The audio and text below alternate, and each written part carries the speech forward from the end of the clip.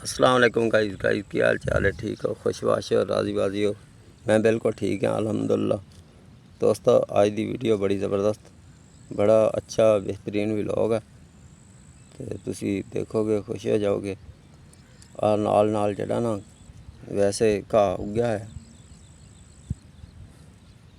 तो यह लूसन है। लूसन भेड़ बकरियां नूं बड़े शौक नाल खांदियां।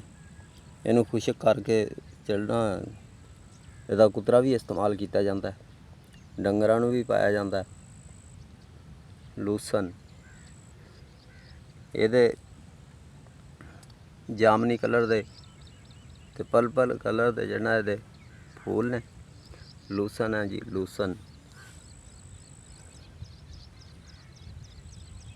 बकरियां वगैरह जिहड़ा इनू बहुत ज़्यादा शौक नाल खांदियां। घोड़ियां वगैरह नूं पाया जाता है, डंगरां नूं भी पाया जाता है। यह भी तकरीबन बरसन के नाल ही इस्तेमाल होंदा है। बरसन दे जिस टाइम बरसन काश्त करते उस टाइम इन भी काश्त करते हैं लूसन नूं। ते कुछ जिहड़ा इलाकों दे विच ये बहुत ज़्यादा इस्तेमाल किया जाता है।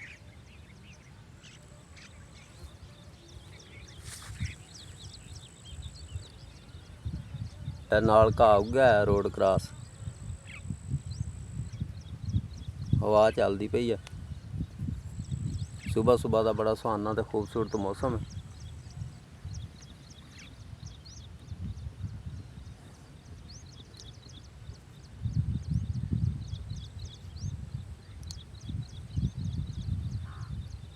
सारा लूसन ही लूसन है। और फिर रोड क्रॉस आ गया।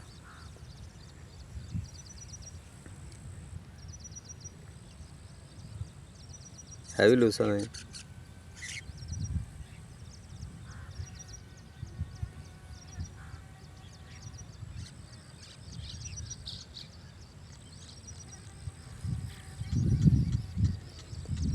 काफ़ी बड़ा खेत है।